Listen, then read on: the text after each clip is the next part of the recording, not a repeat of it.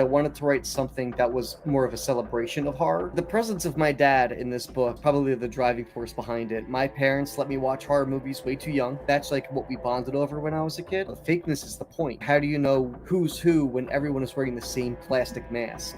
You know, is something sinister going on, or are these people just out of their minds?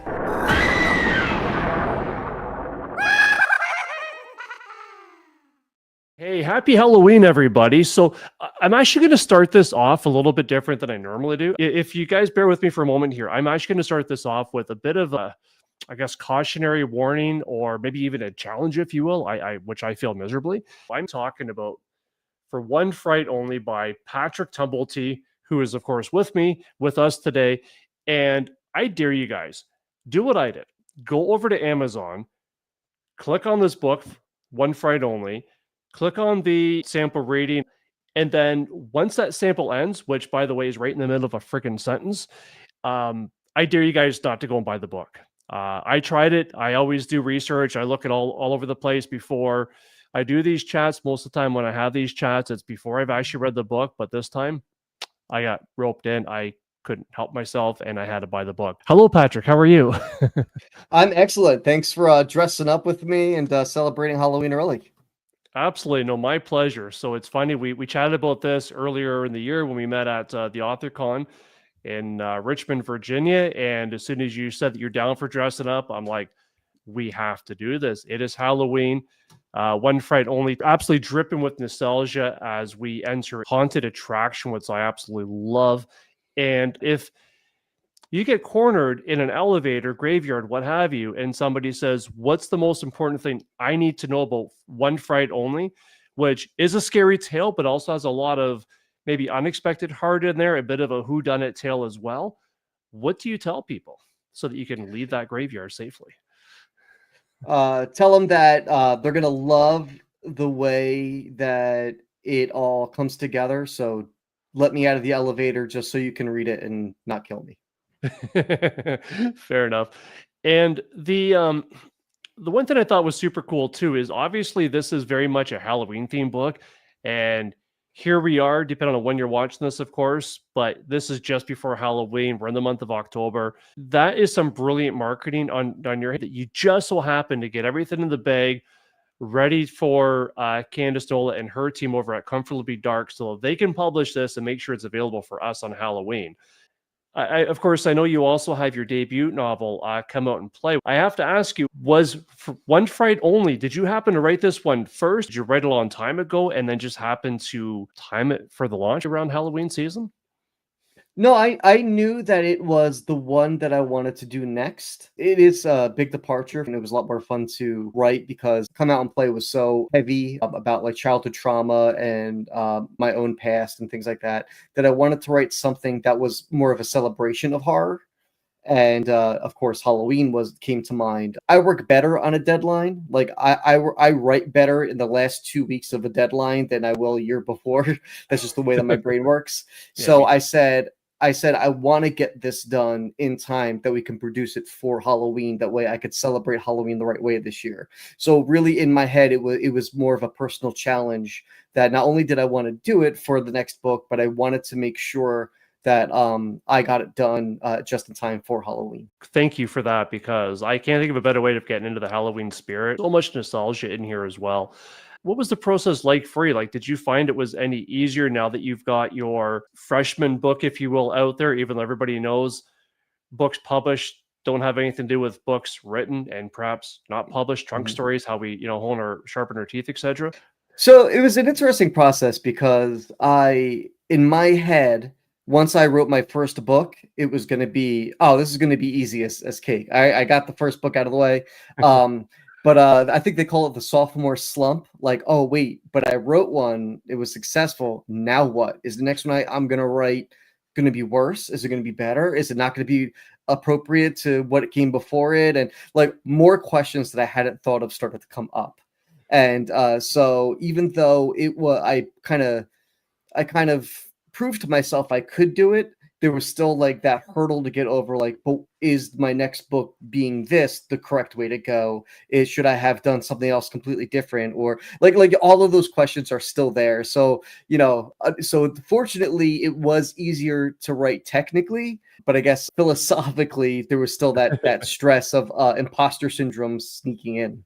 That's real. I watched a psychologist not too long ago who talked about imposter syndrome and essentially said that the only people that don't have imposter syndromes are sociopaths that just think everything they do is incredible and that Mhm. everybody else that doesn't fit in with them. So that gave me assurance that if you've got imposter syndrome, you're probably a decent human being and maybe you're doing things right. So That's a good way to look at it, actually. Yeah, that's a yeah. good point. Yeah, that person, yeah, a lot of things clicked with me, and I'm like, okay, I'm going to go with this guy. So yeah, really interesting. As we start to get a little bit closer into talking about some of the more personal stuff that happens in this book, the very beginning, you dedicated the book to your dad. So I'm very Mhm. curious to know what influence, perhaps a love of Halloween, love of monsters in general, did your dad have on you early on, and as an influence to you writing it? Yeah, the presence of my dad in this book is probably the driving force behind it. So I think like a lot of writers, my parents let me watch horror movies way too young, way too young to watch them. But my dad loves horror movies and action movies and everything, and but that's like what we bonded over when I was a kid. Yeah. And he's very good about like the way that he watches movies is that he's not actually into gore or anything. He's actually more of into like who's the final girl going to be? How are they going to defeat the monster and things like that. So I was always influenced by that a lot growing up. That's why I like writing in horror, but writing horror that's kind of more transformative than it is tragic. And then the other influence that my dad had on this was because it's about taking care of your family and your legacy and in a lot of ways your work ethic and how you treat other people. I would say the other half of that is that my dad taught me a lot about helping others, and about your natural ability to always be somebody to lend a hand.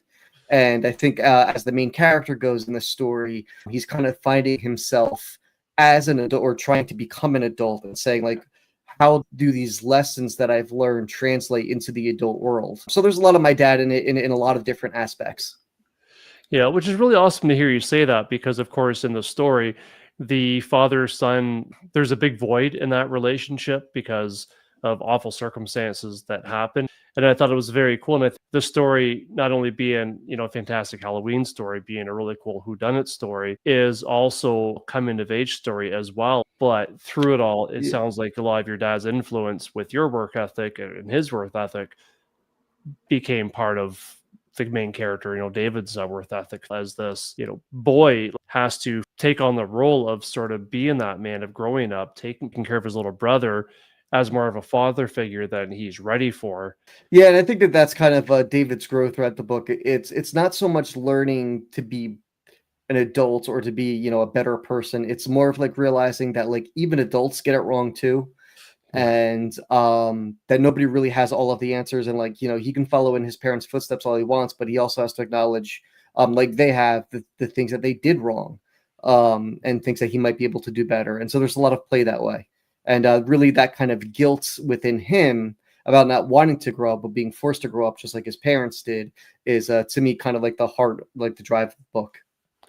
Yeah, absolutely. And certainly love prevails in that aspect. And I think that's what carries a lot of the weird, complicated relationships, at least as far as the family dynamics go in this particular one. To flip it back over to the monsters in that, I want to ask Mhm. you, what is your earliest memory that you have of, finding your love of monsters? You mentioned that you were watching those kind of movies far younger than you probably should have, Monster Kid over here as well. Starting to get my own son into it too. And, definitely he's not quite ready for the super scary stuff. So got to watch it what he's watching Mhm. for that, but he loves American Werewolf in London. Um, what is your first memory of a monster, and what is your favorite? Huh. So I would say my maybe I guess it might be my first, but one of my biggest influences as a kid was the movie House. 19 it was 1986. William Catt was the star. Yeah. It was done by Sean S. Cunningham, who had just gotten famous over doing Friday the 13th. Yeah. And he made this movie that was almost it's kind of like a horror comedy. I'm not saying it's a great film, but it's definitely unique. There are some really excellent scares in the movie, but overall, it's incredibly imaginative, and it's about one man in a house struggling. So it's not a group of teenagers, it's not a bunch of victims. Mhm. It's one man being haunted by his past and by what the supernatural thing has happened to him. His son was stolen by a supernatural entity, he believes. And it does things that I still don't see copied a lot in modern day, which is like, you know, delivering scares and great monsters and great effects and creepy things with one man's journey, not like a whole cast of characters, not like a whole slaughter Right. fest. And that really stuck with me as a kid.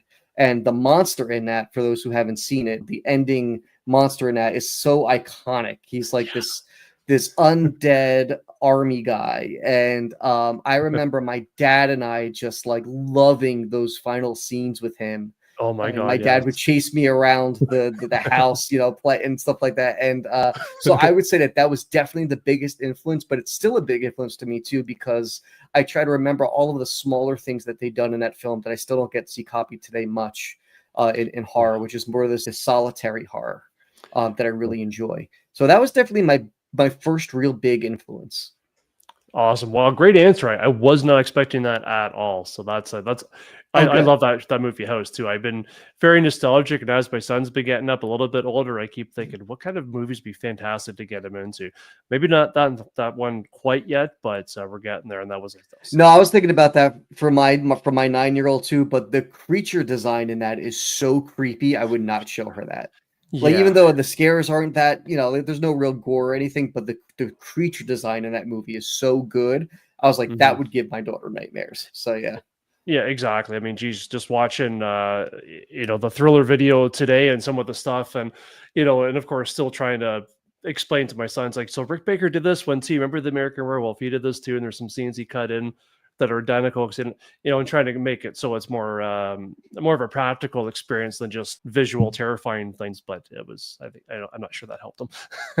One of the conversations in the book is between the David and his brother, and it was almost a Yeah. verbatim a conversation I had with my daughter when she was about 6, because we were watching Nightmare Before Christmas together, Yes. and she really is taken to how films are made, because she likes theater and like the behind the scenes of theater, and so Yeah. like telling her about like, oh, how they move the toys one by one and took pictures, and like they have strings, and she loves hearing about that stuff. So that's kind of been the gateway into these, like you said, like the Rick Baker, like how she views scary things is like, how do they do it, not what is being scary. Yeah, that's fantastic. Yeah, geez, you should almost go back and maybe watch Plan 9 from Outer Space with her and that, because there's no explanation needed. You can see everything right there and the props falling Yeah, over and like that's a painting, that's plastic, that's yeah. Yep. Yeah, yeah. What a great bad movie. it's wonderful. Yeah. It really is. It really is. Yep. Clearly, haunted house attraction is such a ripe environment, really, for being able to set a tale of true horror inside of it. What made you, concerning that it is a relatively common trope, what made you want to put your story into such a place? And how much of a conscious effort did you need to exercise to make sure that this is set apart from other stories that maybe had a similar environment of a haunted attraction? Well, going into it, I felt like mine would be a little bit unique, only because I think a lot of times writers will try to make the fake real. Whereas like, oh, Yeah. what if there was a real monster inside this fake monster, and things like that, which is fine. But I actually wanted to expose the fakeness. I didn't want to heighten, like, so like what I wanted to do was, the point of it being that like we're trying to manifest this monster stuff without like realizing the humanity underneath, but it's all fake, and the fakeness almost becomes the point, where it's like, even if you're a person who's susceptible to jump scares in a haunted house attraction, 3 seconds later you're like, oh, you're the kid who bags my groceries under that mask, I recognize you. You know what I mean? So there's Yeah. almost a really interesting performance art that's to when it comes to that kind of stuff. So even as a kid, even though it frightened me to be there, it was safe because of the fakeness. And I kind of wanted to take that and kind of blur the lines, like, oh, because it's fake, it's easy for somebody to hide underneath because nobody takes it seriously. So instead of taking something like that and trying to treat it in a serious way, you know, with real monsters or things like that, I wanted to say, like, no, the fakeness is the point. Is that how do you know? How do you know who's who when everyone is wearing the same plastic mask? And so I kind of had a unique take on it there, because I wasn't trying to make it something it wasn't. I was trying to expose what was already there. Very cool. And you pull that off hands down. It's Thanks. because all the way through it, I'm not gonna lie, I thought, wow, I'm pretty sure I know what's gonna happen at the end. Because there's all these sort of red herrings in there, and because you draw so much into the fakery, I think that, okay, well, this is obviously what's gonna happen. This is obviously, you know, the bad guy kind of thing, or the bad people, or what have you. I'm not going to spoil it. There might be one, there might be many. You have to read it. And the point of that though is that I was completely wrong. It was completely different. So it's, you know, what I thought was going to happen didn't happen, and you somehow hit it in plain sight, because the way it did turn out, I'm like, oh, well, if I look back now, that makes complete sense. And it was so easy to hide that in all this other stuff that was going on that was fakery, and, you know, so many diversions. It was really like a magician's trick, really. I tried. I think some of the best films, especially horror films, I would describe as a magician's trick. So for me personally, those are my favorite ones. Is where, you know, when they Scooby do it and they pull the mask off, and you go, I would have never suspected this person, but looking back, I could see where all the strings lead. And you know, it's like, you know, like, oh, okay, they used a wire to lift the woman, you know, levitate her, you know, like, oh, now I know it, I can see it. But getting there is for me is the fun. And to do that, like, I put myself in, and again, I won't spoil it either the person or the people or whoever's doing it. I try to make that as realistic as possible.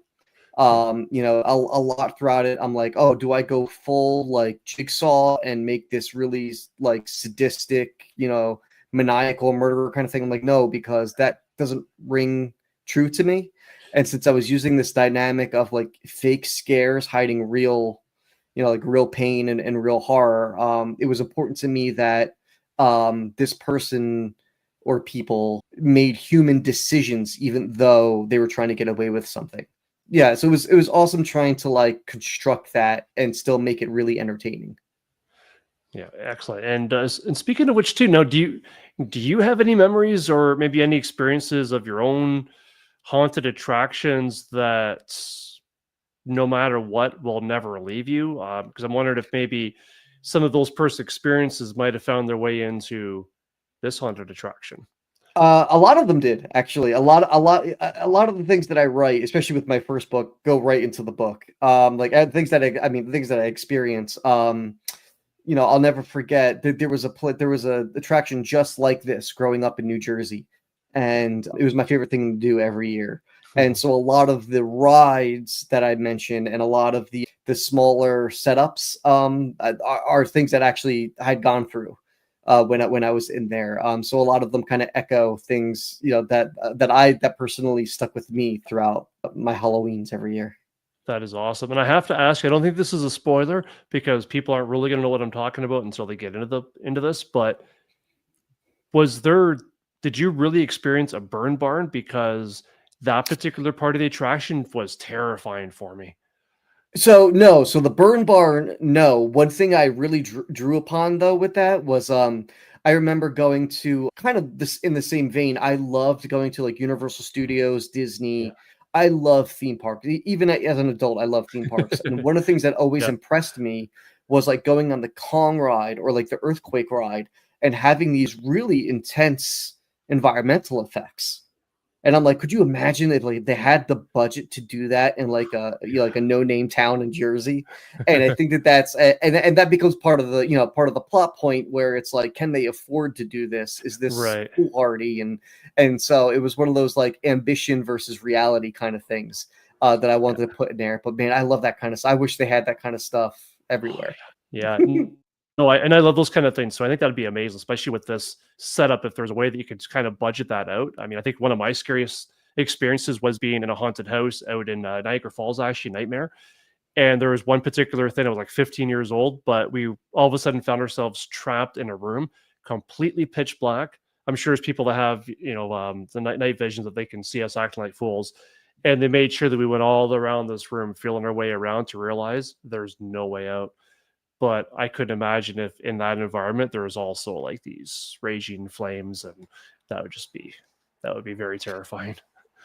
No, we definitely did make that happen. One of my scariest moments, though, is I used to work for a multimedia company, and we used to do interviews for people with certain degrees and things like that. And one of the characters actually was inspired by this guy he's one of the head engineers for the Terror Behind the Walls in Philadelphia, the penitentiary. Oh wow! And I was the cameraman and the editor, and me and my producer was able to interview him before hours rather during the day, during October. So we got to go through the entire penitentiary and see all of the mechanics and how things work and how he's got everything set up. And that the night before they released the Philadelphia episode of Ghost Hunters. And it was in the penitentiary, and according to them, it was the first time they ever caught an apparition walking on camera. And you actually see the shadow literally walk out of one of the jail cells. And so we're interviewing him and talking about it because it had just aired. And my producer says, "Oh, which jail cell was that?" And he goes, "Oh, this one we're standing in." And I went, "All right, we're done. We're out. Let's go." Yeah. So that was that experience, actually, especially seeing behind the scenes, inspired a lot of this, because man, I love watching how things work. Me too. Yeah, a lot of times. I mean, not so much anymore. Unfortunately, it almost seems like a lost thing with streaming services. Is that I used to watch oftentimes, especially the scary movies, the monsters, and awesome effects, and that. It was what I would often watch the bonus features of how it's done before I'd actually watch the movie itself, so I can, have that much more of appreciation. So. Yeah, I love it. So, and I know, so far, Patrick, I know a lot of my questions, they've really revolved around, a lot of the, the joy that we all get from a good, safe fright. But for me, and I think it goes for a lot of people that are into horror movies that love this kind of stuff as well, that when you put it into story form, I find that a good scare is only as good as of your effectiveness of actually caring about the people that are being put through these scares. I find that, sure, it's, like you said, you could have something terrible happen to people, and they might be good people for a minute, but if you don't really know any of their backstory, you don't really care what happens to them, they just become fodder, such as, like something from like a Hostel movie or something like that. You're like, oh, cool, that was a great kill. Okay, next. They're completely out of your mind. But I think the most effective things that you put in the story to really make us care about, certainly about the main character, David, is this awesome relationship that he has with his little brother, Ethan, where you can tell he's your typical annoying little brother. David's busy. He's got himself a job now at the attractions. His mom's busy. She's working, trying to support the family. David's trying to step up as well, and everybody's just too busy for him. But he clearly loves his brother very much and is very protective of him. Because that was so damn effective, that relationship really made such a bigger impact on the story when, shit starts to hit the fan. Did you have a template or some personal experiences that you integrated in there from hearing you talk a little bit about some of your monster experience with your dad? I'm going to guess that maybe some of those dynamics went into that too, maybe with your own daughter. Maybe you can explain that a little bit better. Well, I definitely will take influence from my daughter. Seeing, her being 9 years old now, and me still loving things from when I was 9 years old and being able to relate. Especially, being a writer, wanting to live in fantasy worlds and still loving kids stuff. There's still that pull of never wanting to let go of childhood. I think when it came to David, and I was thinking about like how can I add a little bit more dynamic to him? I thought about how he's living in limbo right now. He wants to become an adult, but he also doesn't want to give up the child that he was. Yeah. and he realizes that he might have to because his brother still has so much more childhood left to go. And I think that's the kind of guilt that kind of weighs on him, is that like, oh, I need to step up. I can't be, a snobby older teenage brother. I actually need to be his father figure in the absence of a father figure. Yet there's also a little bit of jealousy because his little brother is living his childhood the way that he still wants to live his childhood. One of the things that I really put into this that I felt was like very vulnerable was the idea that he wants to get a job to help support the family, which is a very noble thing to do. Yeah. But what he chooses to do, and he mentions this in the narration, that he could have done anything for a higher pay, but he chose the selfish thing of doing something that was still kind of ignite that childlike glee in him by going to his favorite haunted attraction. And Right. so he recognizes the guilt of doing that. And especially, he has to go home every night and see his little brother who is getting this truncated childhood because of the position that they're in. And he Yeah. could have been even better for him. And so that guilt weighs on him. And so I kind of put myself in a situation like, would I have made that same decision? Like, would I have gone the route of doing something a little bit childish just to save that part of myself? And I thought it was an interesting question, and it was fun to really explore that. Yeah, no, and it really was.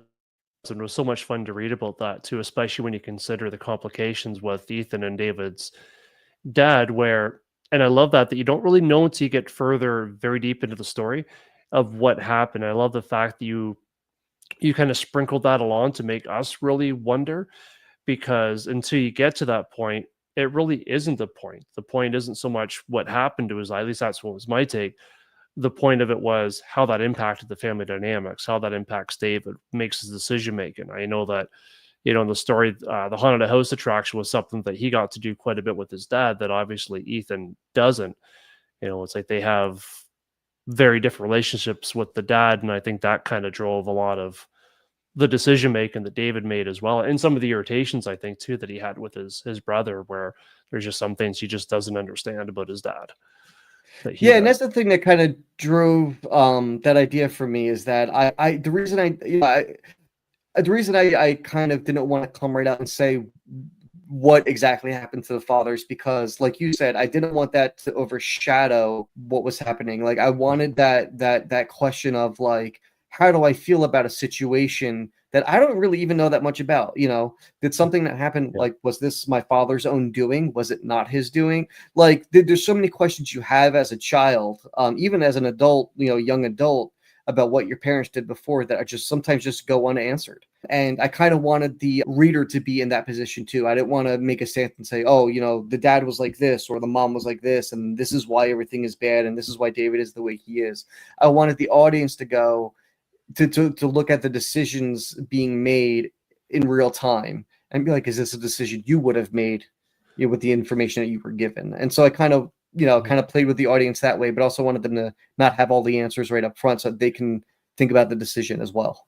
No, it was great, and it worked. It hooked me in too, because there's certainly certain situations where I was yelling at David. I'm like, "You fool, what are you doing?"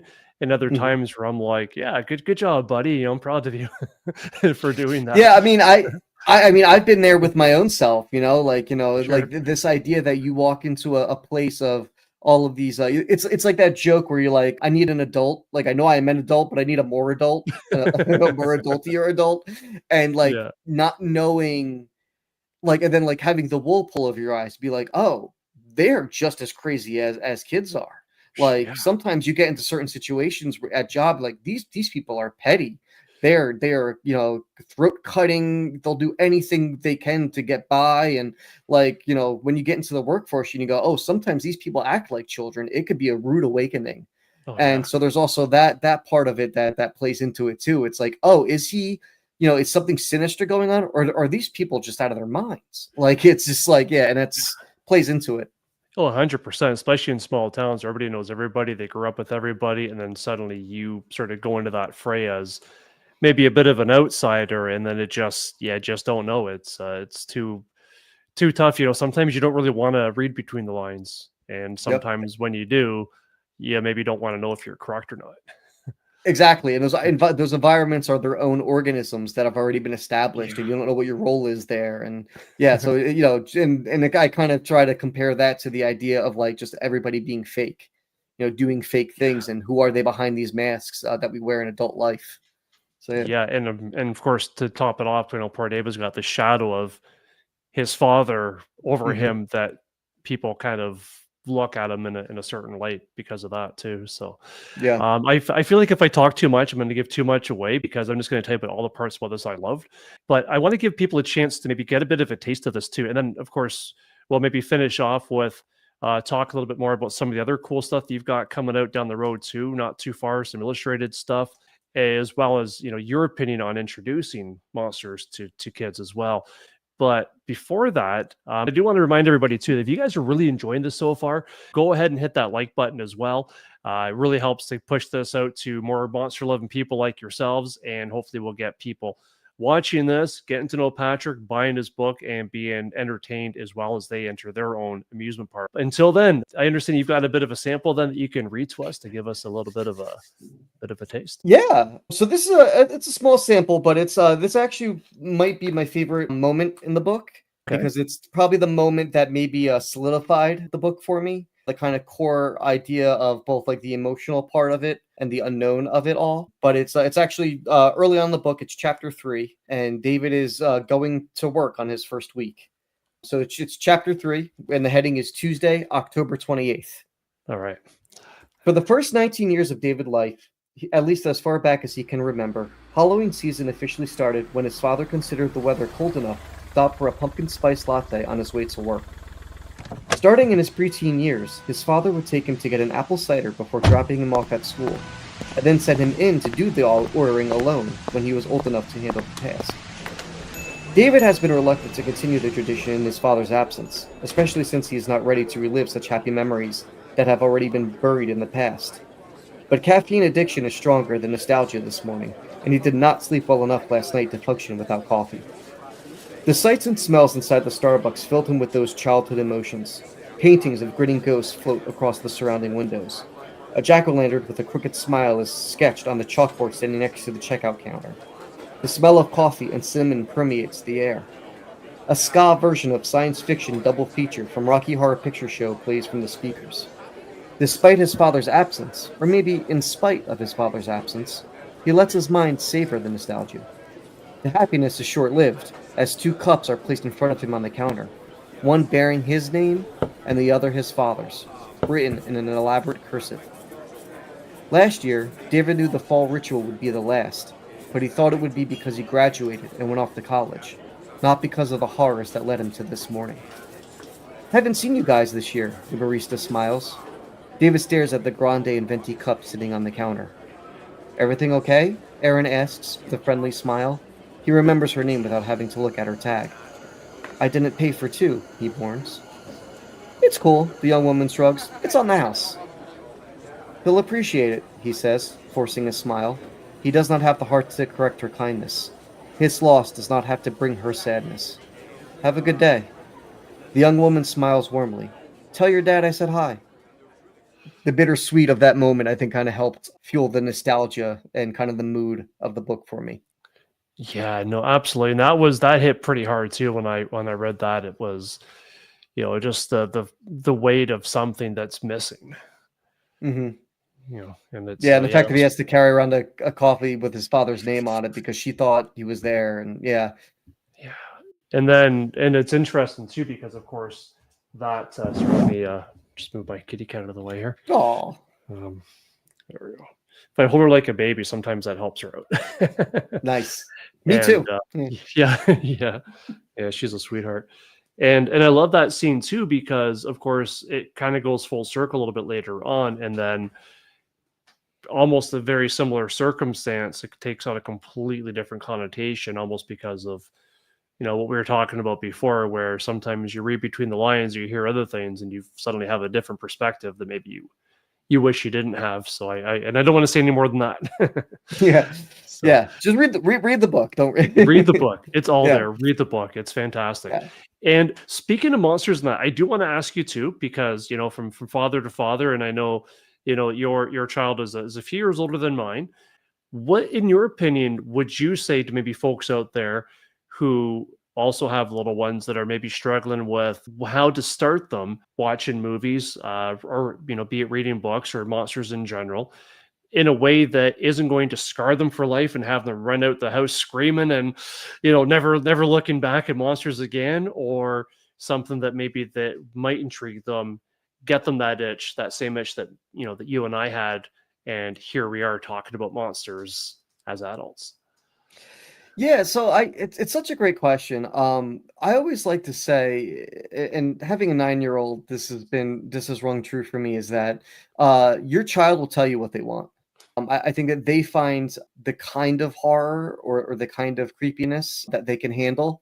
They'll let you know, and to not betray that trust. I show my daughter certain things, and she will tell me, she's like, no, that's too scary. She's like, oh, I like that. And it just depends on what it is. Like, for example, right now I'm wearing a Haunted Mansion mask that I got from Disney. And at her age, I thought it was the most interesting thing I'd ever seen in my life. It terrified her. Yet she loves horror in a comedy form. So she'll watch things that are funny that have horror monsters in it. So I just feel like listening to kids and listening to what they can handle, and not betraying that, not trying to push them, is going to give you a good in as to what they want. Yeah, just try it out. If they don't like it, they'll tell you and say, okay, let's watch something else. So it's just listen to your kids. Yeah. Go figure, right? Just listen to them. I know, right? Yeah. Yeah, they're complex creatures. So no, I think that's totally spot on. And as I'm slowly trying to introduce my son to some different monsters and things, your advice, I think, rings absolutely true for that too. I know he doesn't do ghosts. He's like, nope, no ghosts, because I mentioned maybe poltergeist or the frightener or something like that. He might enjoy, but he's nope, no ghosts whatsoever. He's mentioned about scary movies. I mean, I was lucky enough to be on set of a friend making a werewolf film that I cameoed in it, so that probably helped him to be very interested in werewolves. So of course we started watching American Werewolf, and at one point he's like, "No, Dad, too much." I'm like, "Okay, cool." We tried it, and then he kept asking me to finish it, so then we ended up finishing it, and he thought it was pretty cool. Yep. Yeah, they do everything on their own time, and it's as opposed to me. I remember watching that movie when I was home alone in a country house, and it scared the hell out of me, and I think it was maybe 15 years later that I finally got past like the midpoint on that movie. So I was the same way. Yeah, because I loved horror, but there was still stuff that was like, nope, like still scared me a lot. Yeah. I'm like, why did you let me watch that? And it's like, oh yeah, you didn't. I kind of watched it over your shoulder and peeked around the corner when my mom used to watch horror movies, and I was supposed to be in bed, sneaking around watching them. I was like, what was I thinking? As you're moving forward in your writing endeavors too, Patrick, you've got a lot of cool stuff going on. Not only do you have this, sorry, I changed the angle because I wanted to get us a little bit closer in there so people can, kind of, poke us on the nose or whatever. So I'm like, where's your book here? So you obviously have this one coming out. Beautiful, beautiful cover, by the way. I love the nice, gorgeous wraparound. And right behind you too. And you also, speaking of illustrations, I segue myself, is that you also have an illustrated Halloween themed book as well that's coming out pretty soon. Yeah, it's out already. It's called The October Children. It's actually illustrated by the same guy who did the cover for One Fright Only. His name is Drew Roush. He's an incredible illustrator. But it was a long project that we've been doing over the last 2 years. It's based off of short stories, poetry, flash fiction, things that I love about October and Halloween and this time of year. I wanted to do something for everybody, so kids, adults, everybody, and that's what the October Children became. So it's like short mini pieces and poems, just to kind of celebrate Halloween this time of year. Appropriate for all ages. There's nothing too creepy in it. I think like Goosebumps or something like that. So it's for kids, it's just fun little scares, and for grown-ups, it's a lot of nostalgia. So yeah, that's out right now. It's out from October Nights Press. They published it. It's wonderful. I mean, I highly recommend it to everybody, especially if you're trying to get into the mood this season. You can find it on the October Nights Press site or on Amazon, wherever you get books. Okay. And highly recommend it. It's called The October Children.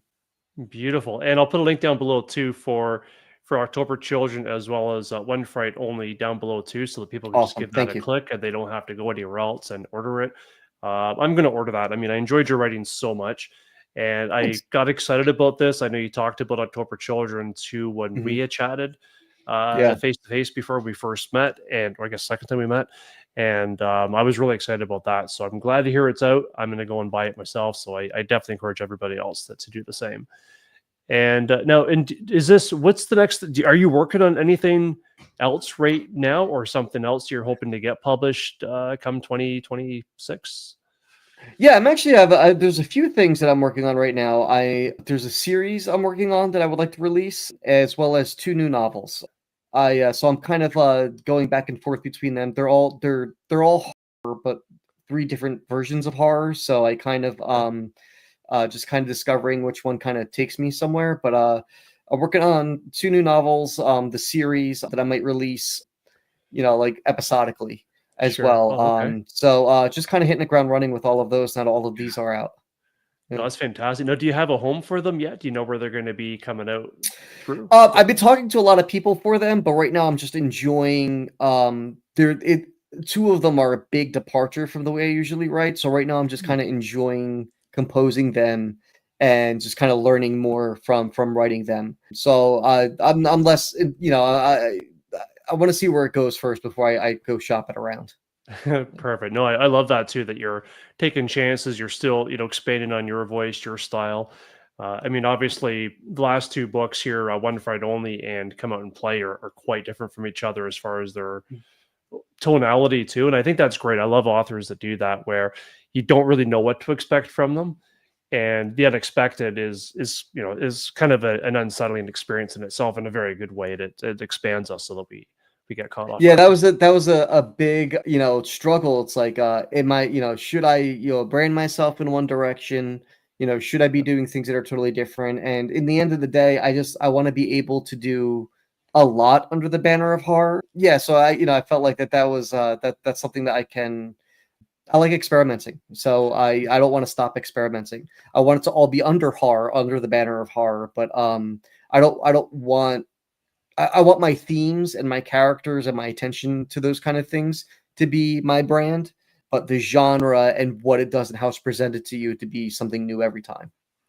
Perfect. Well, I think a good story is a good story, and a Mhm. great storyteller is a great storyteller, no matter what sort of horror or horror adjacent that they write. So I think that certainly, as long as you're having fun, I mean, if this is Mhm. you at your best, having fun experimenting, then no matter where you put the next ride at in your story, I'm gonna jump on board and go along with it. Appreciate it. So Yeah. yeah, I appreciate that too. Appreciate you doing all that. And where's the best place for people to go to keep up to date on all the things you're doing, and maybe to find you and stalk you at various conventions or any updates Yeah, that you might have?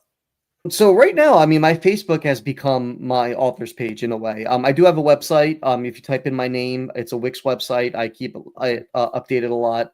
But when it comes to just real time things that are coming out, and other anthologies and things that I'm in, I'm on Yeah, Facebook, I'm on Blue Sky, I'm on Twitter, all under my name. So you can perfect. follow me anywhere there. Just type in my name, and I accept everybody. So yeah. That's awesome. No, no judgment. No judgment. Nope, nope. Everybody gets a friend request. So Beautiful. yep. Yeah, and I'll put links down there below as well for your socials, so people don't have to, Awesome. Thank you. type it in themselves. They can just quickly copy paste that in there as well. Before we go on to the rest of our wonderful Halloween season here, Patrick, I will leave the stage to you. Is there any final words that you might have regarding One Fright Only, and what people should know about you, or anything to say to them? Just Halloween season is just a great time. It's a wonderful community time. Reach out to your community. It's one of the only holidays where so many different types of, whether it's religions, cultures, societies, groupings, come together to celebrate this idea that we're all gonna die, and we need to celebrate and connect and be together as much as we can until that happens. Hopefully you pick up the books. Have a good. I hope it fuels your Halloween season. But as always with Halloween, I encourage have the parties, get together with friends, go trick or treating, and just kind of embrace what community means. Yeah, absolutely. I couldn't have said that better myself. Thank you very much, Patrick. Really appreciate this, Thank you. man. Congrats on an amazing second book, and I'm looking forward Thank to the you. next ones. Happy Halloween. Happy Halloween.